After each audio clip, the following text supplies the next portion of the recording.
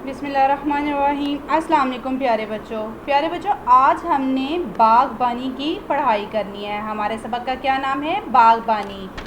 Student, बागबानी क्या होता है? बाग की हिफाजत। सबसे पहले हम उसके ख़ास अल्फाज पढ़ेंगे। बाग, सजाना, क्यारी, खाद, रंग बिरंगा। तो स्टूडेंट्स, अब हम इनके माना जानते हैं। बाग का माना है स्टूडेंट्स, अब हम इनके माना जानेंगे। बाग का क्या मतलब है? बाग का मतलब होता है जी जहाँ बहुत से दरख्त लगाए जाएं। Okay students. और सजाना मीन्स संवारा।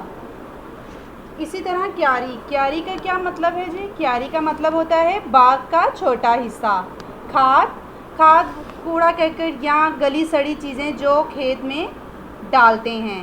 रंग बिरंगा, मुख्तलिफ किस्म के रंग। अब हम इसकी पढ़ाई करते हैं। बच्चों ने एक बाग लगाया, बाग को अपने खूब सजाया, करते वो काम बारी बारी, पौधे लगाते क्यारी क्यारी। रोज़ वो खबर उसकी लेते, वक्त पे खाद और पानी देते, रंग बिरंगे फूल महकते। बच्चों ने क्या लगाया? एक बाग लगाया और बाग को अपने खूब संवारा। ठीक है। करते वो काम बारी बारी, बहुत सारे बच्चे थे मिलके, फिर वो बारी बारी काम करते और पौधे लगाते क्यारी क्यारी, यानी कि बाग के छोटे हिस्सों में पौधे लगाते। रोज़ वो खबर उसकी लेते, किसकी लेते? बाग की लेते।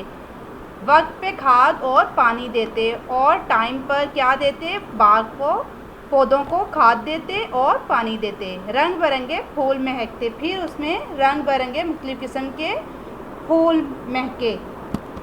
फल भी मीठे मीठे आते, जो भी बच्चा मेहनत करता, वक्त मज़े से उसका गुज़रता।